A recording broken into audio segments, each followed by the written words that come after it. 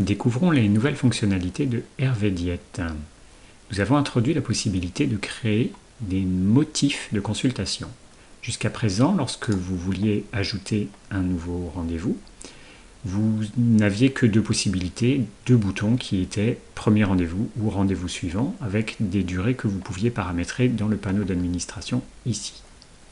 Désormais, nous avons une liste de motifs avec des durées qui sont automatiquement remplies lorsqu'on les sélectionne. Par exemple, si je choisis ici première consultation, vous voyez que ça me met 1h15, consultation de suivi, 45 minutes. Ces motifs sont librement personnalisables. Donc vous avez un petit lien ici, sinon vous les retrouvez dans le panneau d'administration en haut, qui a lui aussi évolué pour être plus clair, et vous avez motifs de consultation. Ici, vous avez donc autant de motifs que vous voulez, vous pouvez les modifier. Par exemple, voilà, TCA, 45 minutes. Vous pouvez renseigner aussi le tarif, c'est même recommandé. Ça vous permettra deux choses. La première, c'est de remplir automatiquement le champ montant dans la consultation. À chaque fois que votre patient aura une consultation de ce type, le montant sera pré-renseigné. Et la deuxième, c'est pour les titulaires d'une formule premium. Les patients pourront réserver en ligne et seront informés du montant de la consultation en fonction du motif qu'ils auront choisi. Voilà. Est-ce que c'est réservable en ligne ou non, justement? Oui. Nous avons séparé les motifs en cabinet, en présentiel, et les motifs visio, afin que ce soit un peu plus clair. Vous voyez que vous avez la possibilité de définir des couleurs. Voilà, si vos TCA, vous souhaitez que dans l'agenda, ils apparaissent en rouge, vous pouvez choisir une couleur. On vous recommande d'utiliser une couleur assez claire, puisque c'est la couleur du fond du bloc dans l'agenda. Donc, il vaut mieux éviter de choisir une couleur trop foncée, sinon le texte ne sera pas lisible. La deuxième fonctionnalité associée, c'est la possibilité de gérer des plannings différents pour plusieurs cabinets. Si vous exercez à plusieurs lieux géographiques, nous avons ajouté la possibilité d'avoir plusieurs cabinets. Donc, même chose, dans le panneau de paramètres, vous avez cabinet, lieu de consultation. C'est une fonctionnalité réservée aux membres premium. Vous voyez que j'ai déjà créé 3 cabinets. On va en créer un 4e. Voilà. L'acronyme, c'est 2-3 lettres qui permettent de repérer rapidement le nom du cabinet dans l'agenda, parce que si on écrit à chaque fois cabinet de test, ça peut être un petit peu long. Généralement, quand on met le nom, vous voyez que ça vous propose les initiales C, D, T, E. On peut l'appeler test, par exemple.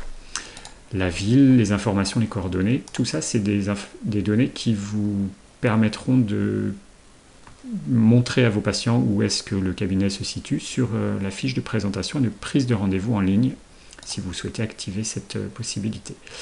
On peut choisir un point, par exemple, si vous exercez là, ou ici, un numéro de téléphone, une adresse mail si vous souhaitez qu'elle soit publique, pour permettre à vos patients de vous contacter par email pour ce cabinet. Même chose pour le téléphone, à partir du moment où vous l'indiquez, c'est parce qu'il sera public. Vous voyez, vous avez des petites bulles d'aide ici qui vous expliquent pourquoi on vous demande ces champs-là. Vous n'êtes pas forcément obligé de les renseigner. Des informations sur le cabinet, ça peut être les horaires, ça peut être les modes d'accès, le digicode.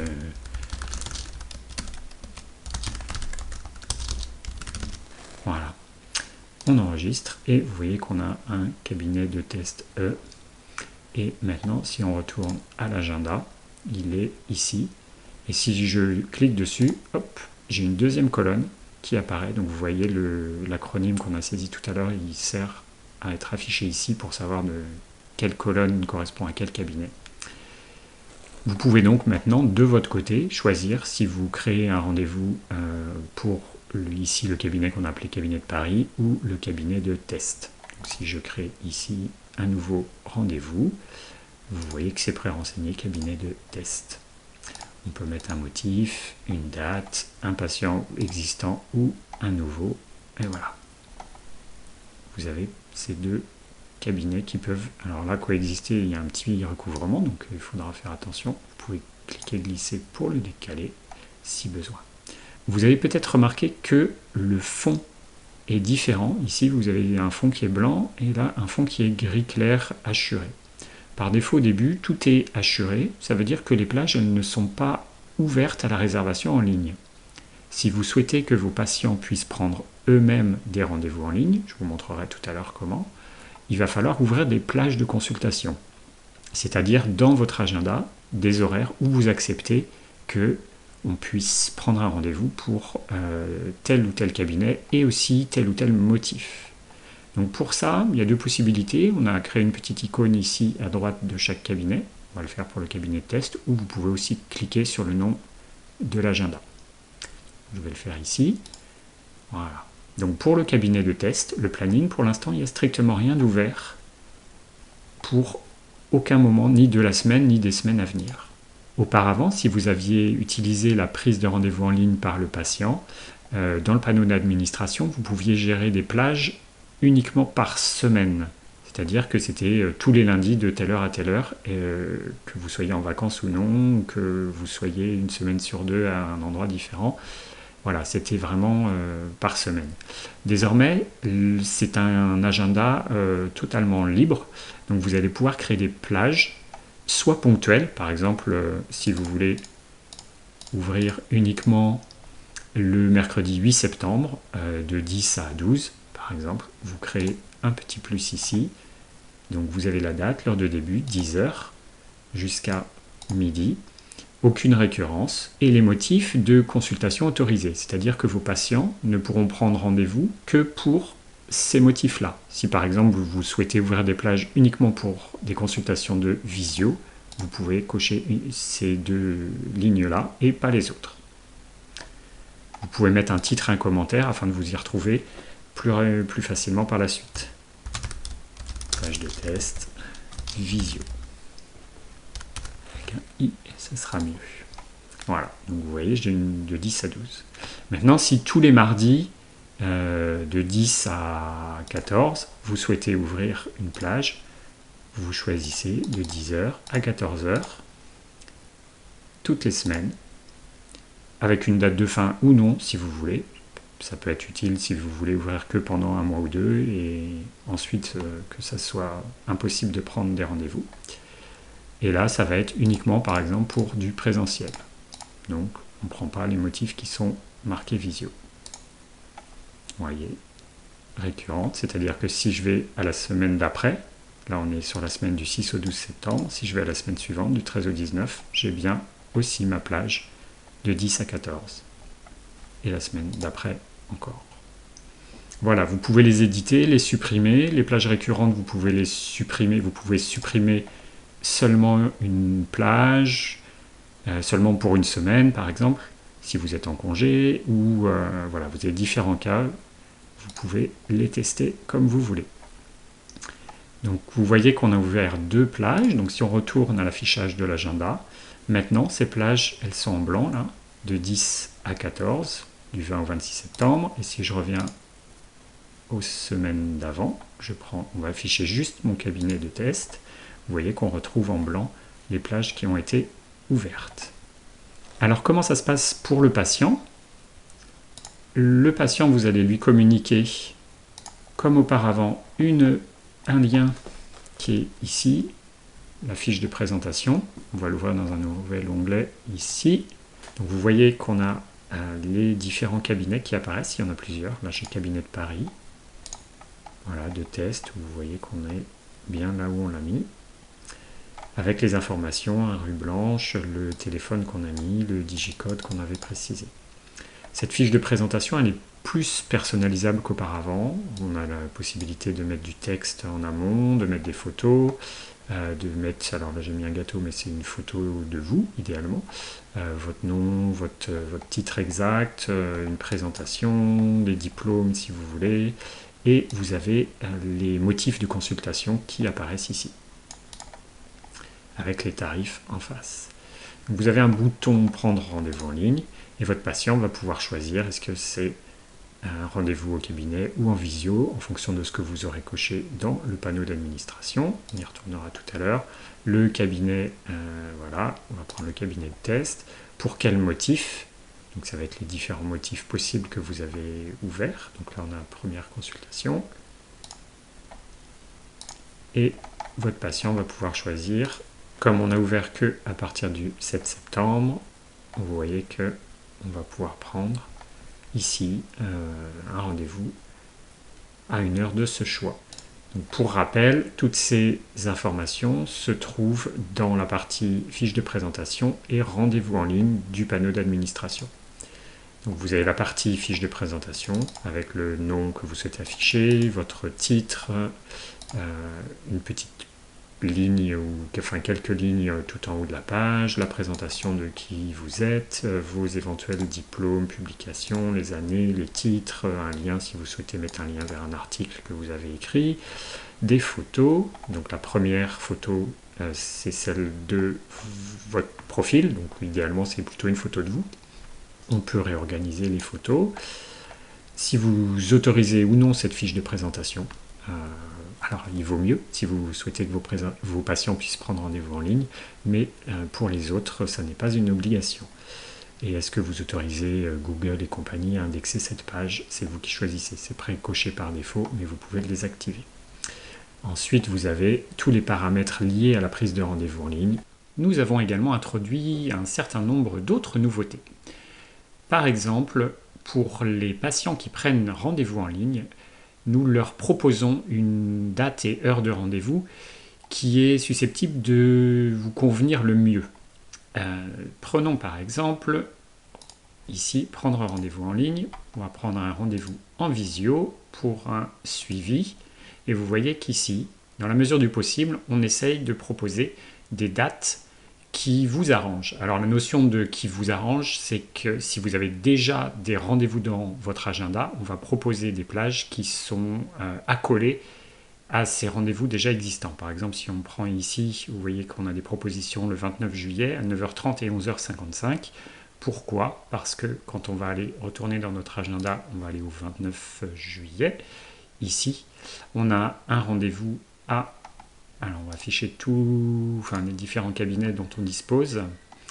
Et on a un rendez-vous à 11h. On a des plages ici disponibles.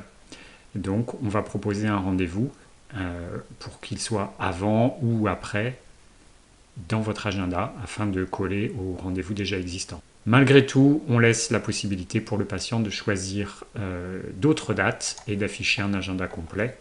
Mais si déjà ils ont eu ces dates de proposer, il y en a un certain nombre qui va s'en tenir à ces dates-là et donc utiliser des dates qui sont quand même susceptibles de vous arranger plutôt qu'un rendez-vous en plein milieu d'une journée. Parmi les autres améliorations, pour les patients, nous avons revu les courbes. Auparavant, vous aviez en bas de liste les courbes de poids et d'IMC. Elles sont maintenant ici avec une petite icône qui a changé. Nous avons mis en place un système de couleurs, la légende est en bas, afin de mettre en avant les plages d'IMC correspondant au poids que vous avez pu enregistrer lors des différentes consultations. Nous avons rajouté un système de notification lorsque nous aurons des informations à vous transmettre ou des petits conseils ou des demandes. Par exemple, si votre profil est insuffisamment complété, vous aurez une petite notification qui vous invitera à aller compléter les motifs, par exemple mettre les tarifs, rajouter des motifs de consultation afin d'adapter le logiciel à vos besoins et permettre l'utilisation de l'ensemble des fonctions.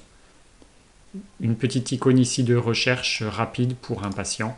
Vous pouvez taper son nom, son email, son prénom. Ça vous évite d'aller dans la section patient. Et vous voyez qu'au passage, on vous indique quels sont vos prochains rendez-vous. Alors en fonction de l'heure, vous avez le rendez-vous en cours et les suivants. Enfin, pour finir sur les fonctionnalités principales que nous avons ajoutées ou modifiées, dans la section manipulation de données, vous allez retrouver quelques fonctions pour regrouper les informations de certains patients. Nous nous sommes concentrés principalement sur les villes et le champ adressé par, puisqu'on a eu des demandes en ce sens, parce que au fil du temps, quand vous renseignez vos dossiers patients, il vous arrive de saisir le nom d'une ville ou de ce champ adressé par de manière différente, avec des accents, pas d'accent, des majuscules. Vous voyez là, Andernos-les-Bains, il peut être écrit de 5 manières différentes, avec des espaces, en mettant des majuscules, en mettant juste Andernos, ce genre de choses. Donc on a proposé une fonction où vous choisissez quelle ville remplacée par quelle autre, de manière à regrouper tous ces dossiers patients sous la même ville. Une fonction normaliser les noms de villes, c'est-à-dire que sur le même principe, en France, on a en tout cas une manière d'écrire les villes qui est standardisée. Les noms commencent toujours avec des majuscules, il n'y a jamais d'espace, c'est toujours des tirets.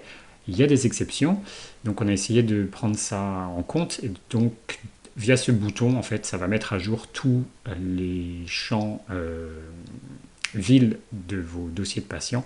Si vous avez écrit Andernos espace les-bains, et ben ça vous remplacera avec des tirets partout, avec des majuscules au début et de chaque mot, sauf pour les articles, et ainsi de suite. Sur le même principe, pour le champ adressé par, ça peut être sympa de regrouper par exemple Google, Bing et moteur de recherche, ou le même intitulé moteur de recherche. Donc vous choisissez la source, la destination, vous cliquez sur mettre à jour et ça met à jour pour l'ensemble de vos patients. L'intérêt principal, c'est ensuite dans les statistiques de pouvoir avoir des informations, voilà, le champ adressé par, qui soit pertinent, voilà, internet, blog, a vu ma plaque dans la rue, et non pas dispatché en 50 catégories différentes avec toutes 1%, ce qui donne des informations pas très lisibles. Pour les villes, c'est la même chose. Voilà pour les fonctionnalités principales qui ont été mises à jour ou ajoutées. Il y a de nombreux autres petits détails qui ont été changés. Je pense que vous les remarquerez au fil de l'utilisation, mais je ne pense pas qu'elles nécessitent forcément d'explication. Voilà. Je pense que par exemple le fait de choisir une indisponibilité directement à ce niveau-là plutôt qu'auparavant de choisir dans un patient, c'est désormais plus clair et ça se met à jour directement. Et ce genre de petites choses, je pense que vous arriverez à le prendre en main sans souci, sans qu'on ait besoin de faire une vidéo dédiée à ce sujet. Merci encore pour l'utilisation que vous avez de Hervé Diète. Et comme d'habitude, si vous avez des remarques, des questions et des suggestions, n'hésitez pas, il y a toujours un lien de contact en bas de l'application. On ne peut pas toujours créer toutes les fonctionnalités que vous désirez comme ça, mais en tout cas on prend toutes les suggestions et on essaye de faire au mieux par rapport à vos besoins et à vos envies, alors n'hésitez pas.